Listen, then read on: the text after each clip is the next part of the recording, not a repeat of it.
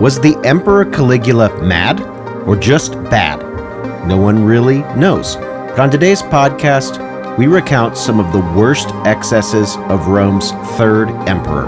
At this point, not only was the Republic dead and gone, but it seems the arrangements put in place by Augustus were also reaching a devastating end. As Caligula's antics, eccentricities, and outright malice created a climate far worse and far more deadly than any living Roman could recall, it became clear that a new member of Augustus's family needed to be found and needed to be emperor, and pronto. The problem? Caligula was having his own family members killed, one after another. Would Rome ever rid itself of its worst emperor yet? Find out on this episode of the Pax Romana podcast.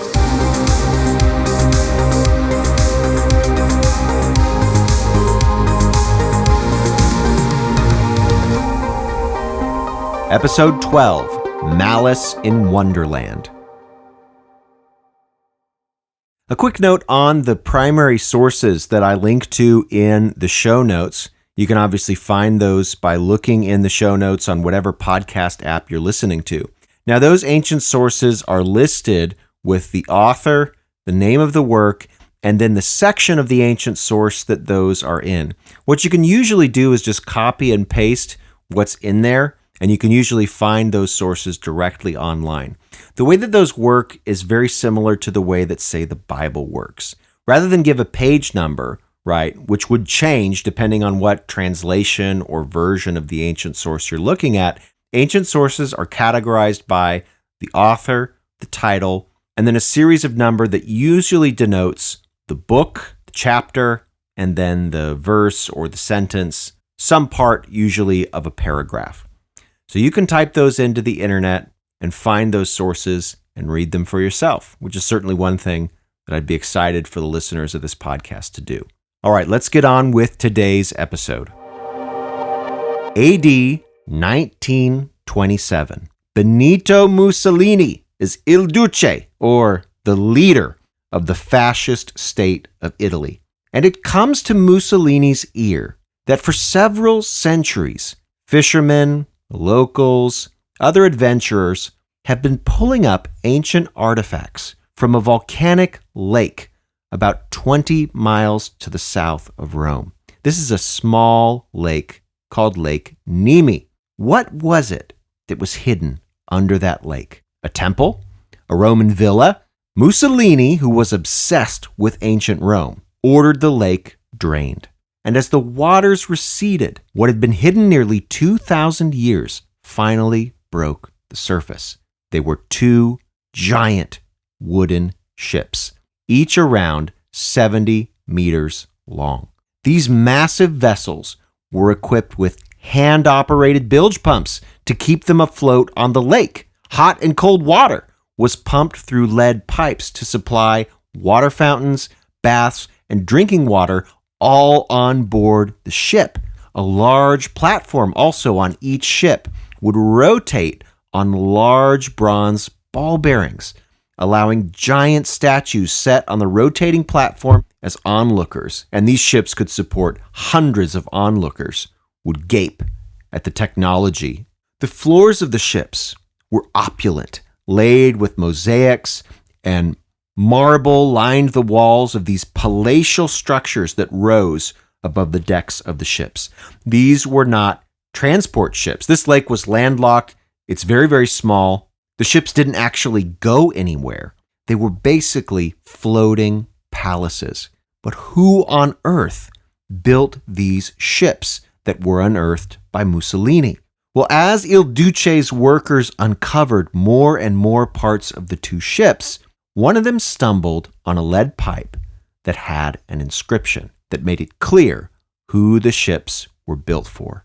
On the pipe read the following, quote, "Property of Gaius Caesar Augustus Germanicus." That emperor was also known by his nickname, Caligula. I start by talking about these ships because if we didn't have the physical evidence that they existed, we would probably not believe what one of our main sources for the reign of Caligula says about the eccentricities of the Pax Romana's third emperor. And that source is the imperial secretary, Suetonius. So much about the reign of Caligula seems stranger than fiction. We don't want to even believe somebody like Suetonius, who had access to imperial records, because what he says just seems crazy. But the secretary tells us that Caligula built huge ships like these, quote, with 10 banks of oars, with sterns set with gems, multicolored sails, huge spacious baths, colonnades, banquet halls, and even a great variety of vines and fruit trees on board these ships. Caligula might therefore recline at table from an early hour in the day and coast along the shores of Campania amid songs and choruses. That's Suetonius in his biography of Caligula. These ships that were discovered below the surface of the small volcanic lake in central Italy were not too different from the ones that Suetonius describes. Caligula evidently had more such ships built, some of which he seems to have used purely for his own pleasure and entertainment. And it seemed indeed that the entire Roman world was repurposed for Caligula's entertainment.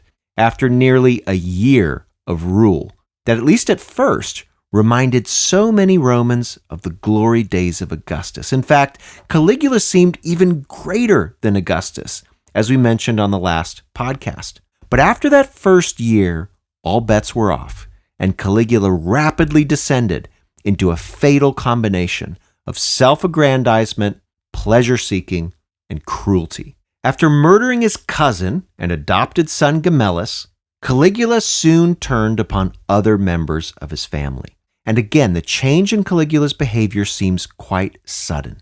Consider his grandmother, Antonia Minor, one of the two surviving daughters of the union between Mark Antony, who we talked about way back near the beginning of this podcast, and Augustus's sister Octavia. So one of their daughters was Antonia Minor. That's Caligula's grandmother, who was still alive during the initial year of his reign. And in that year, AD 37, Caligula heaped honors upon this elderly woman, titles.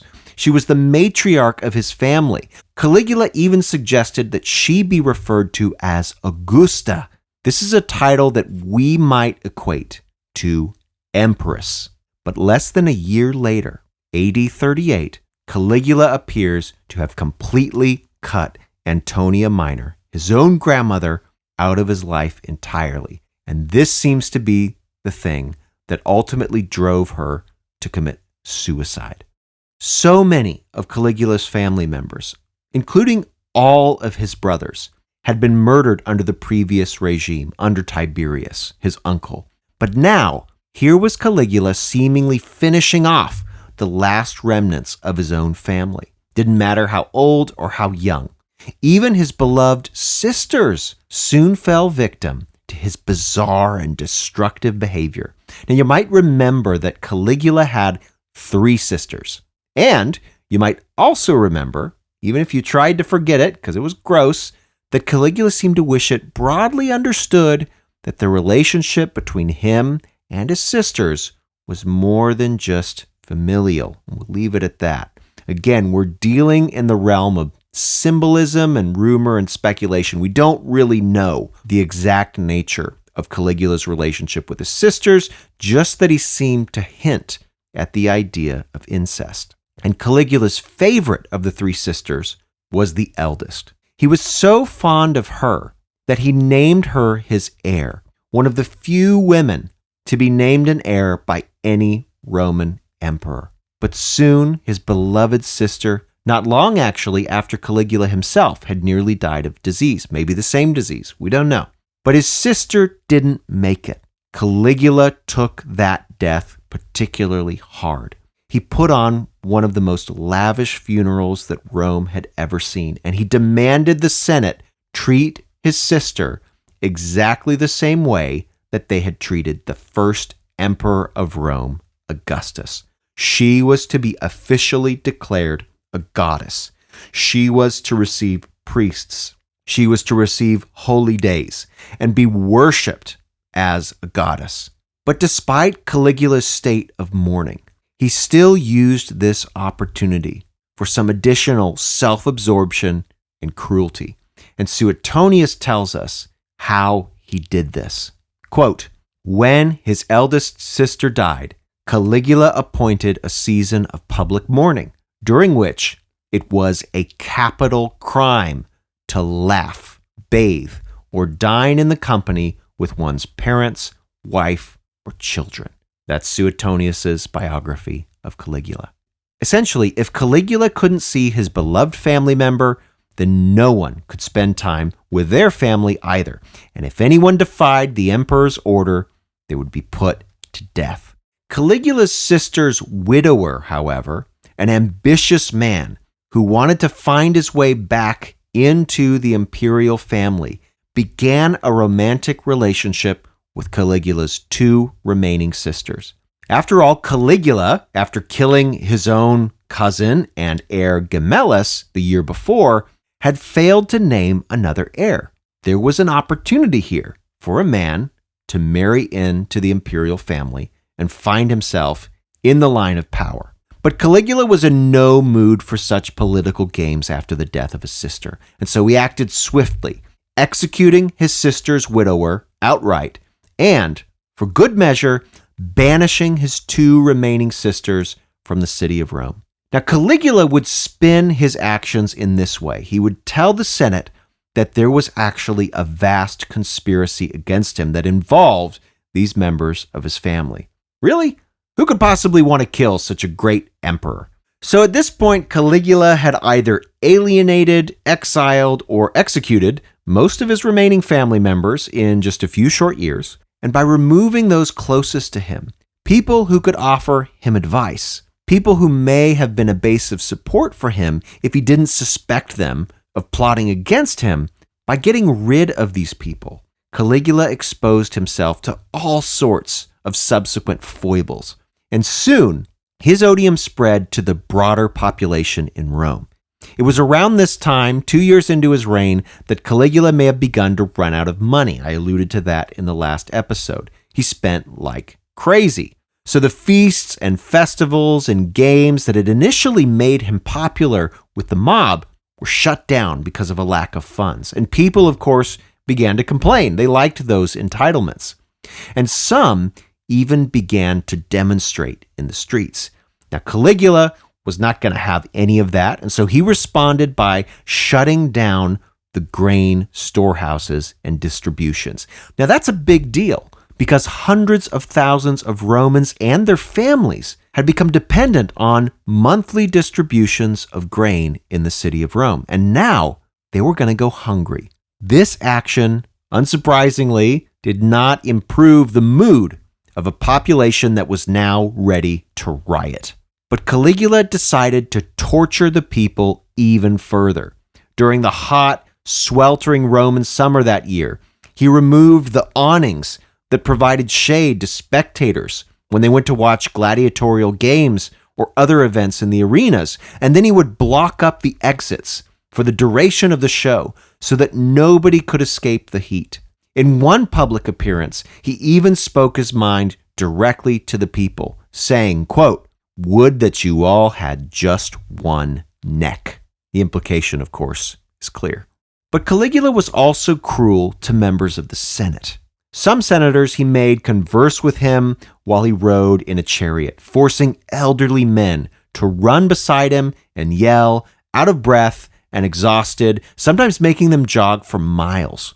Other senators he made wait upon him like they were common servants or even slaves. You have to wonder if Caligula was there when Tiberius had made that famous quip I mentioned a few episodes ago, saying that the Senate were men fit to be slaves.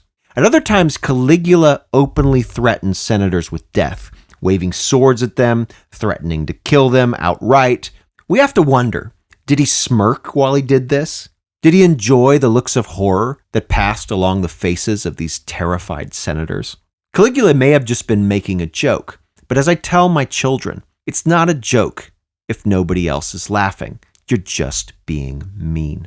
But maybe the most insulting of the actions that Caligula took was the one relayed to us by the Roman senator Cassius Dio and also the imperial secretary Suetonius. And this story is almost too wild to be believed, and so I quote it directly from Cassius Dio's Roman history. Quote, "One of his horses he would often invite to dinner, and he would offer the horse golden barley and drink to the horse's health and wine from golden goblets. He would swear by the animal's life and fortune, and even promised to appoint his own horse as consul, a promise that he would certainly have carried out if he had lived longer." It's Cassius Dio's Roman history. Because we have two sources speaking about this story, despite its implausibility, just as implausible as those wooden luxury palace ships, maybe the story of Caligula's horse is actually true. Evidently, Caligula planned to play perhaps the greatest joke of all on the Roman Republic itself, putting a horse in the position of consul, which was the chief magistracy of the Roman Republic, a position held by the greatest figures in Rome's centuries of illustrious history. But what explains this degree of cruelty? As I said, both ancient sources and modern sources wonder if Caligula just went mad after his illness. But I think there might be another explanation, rather than just a broken personality or some kind of severe illness-related mental collapse. And I think it goes back, I'm sorry to bring it back up, to his implied incest with his sisters.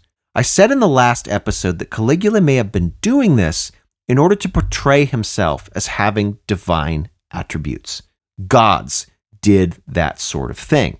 And maybe Caligula, through his malice and cruelty, was also trying to reinforce the idea that he was a god. After all, who didn't think that the gods could be terribly capricious, rewarding some, punishing others? Caligula seemingly wished to exercise his power in exactly the same way.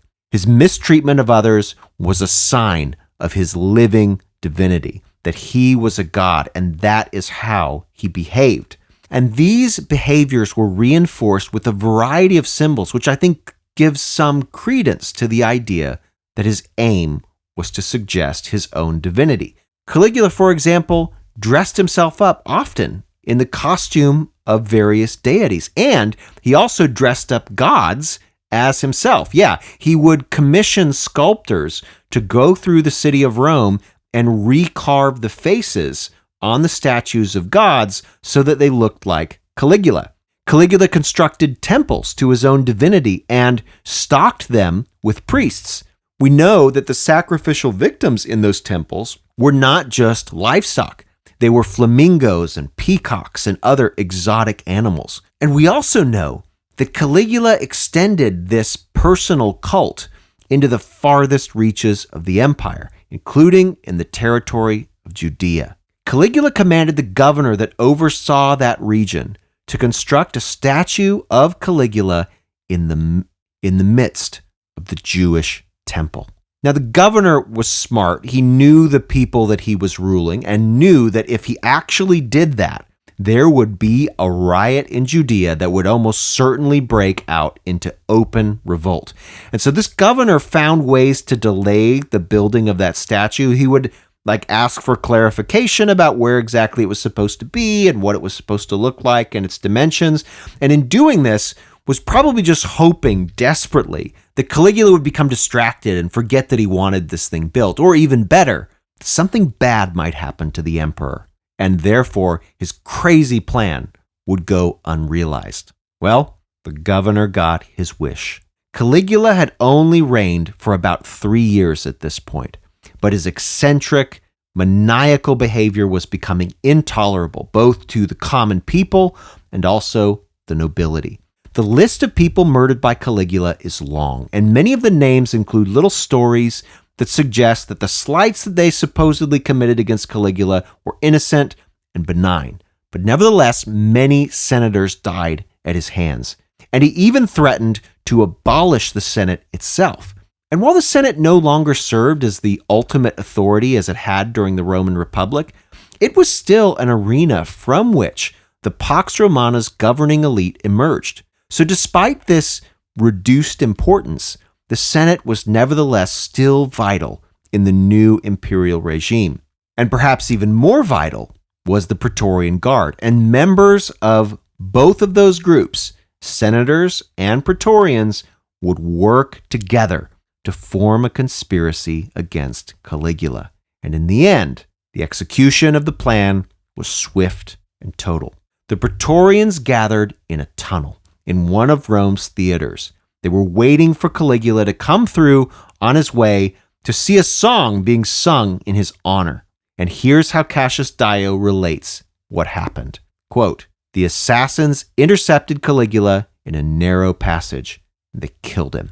And even after he had fallen, none of the men kept their hands off him, but all stabbed him continually and savagely, even though he was already dead. Some even chewed on his flesh. His wife and daughter were also promptly slain. Thus Caligula, after doing in 3 years, 9 months, and 28 days all that has been related in this account, learned by actual experience that he was not a god."